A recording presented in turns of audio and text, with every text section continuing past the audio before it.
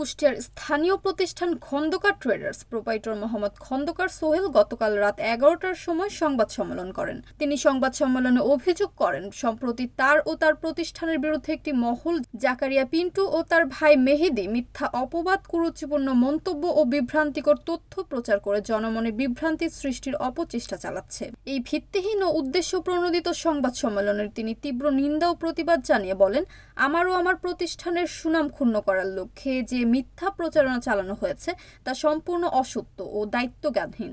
আমরা সত্য উদ্ঘাটনের মাধ্যমে আইনি প্রতিকার কামনা করছি। তিনি আরও বলেন, খন্দকার ট্রেডার্স সবসময় আইনানুগ ও নৈতিক ব্যবসা পরিচালনা করে আসছে এবং জনগণের আস্থা অর্জনই তাদের মূল লক্ষ্য।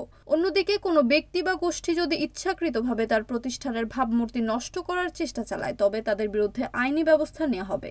সংবাদ সম্মেলনে আরও উপস্থিত ছিলেন স্থানীয় বিভিন্ন পত্রিকা ও টেলিভিশন মাধ্যমের সাংবাদিকবৃন্দ। কারণ আমার লোক তো নিরাপদ নয়, অবশ্যই না। কারণ এই জন্য এর আগে 6 জনকে মেরে থানায় ধরাই দিছে, বলছে যে এরা সন্ত্রাস। মেহেদি থাকা অবস্থায় আমার কাছে যখন থাকতো আমার টাকা তুলতো এবং আমি ওদেরকে পরে থানার থেকে নিয়ে আসছি। আমাদের লোককে এই জন্যই মাকে ধরাই দেওয়ার কারণ উদ্দেশ্য একটাই, যে যাতে টাকাগুলো ওরা লুটপাট করে নিতে পারে, আমার লোক ওখানে যেন আর না যায়, ভয় দেখানো, এক কথায় হুমকি। এটা সেই লোকগুলা কিন্তু আমার সব কুষ্টিয়ারি।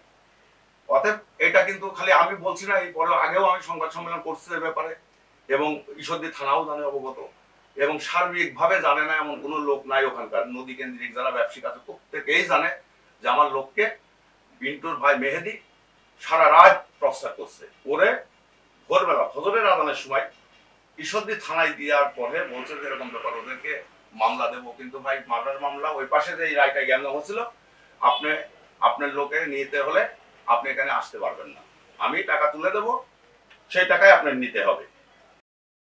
Nazmul Hasan, NAN TV, Kushtia.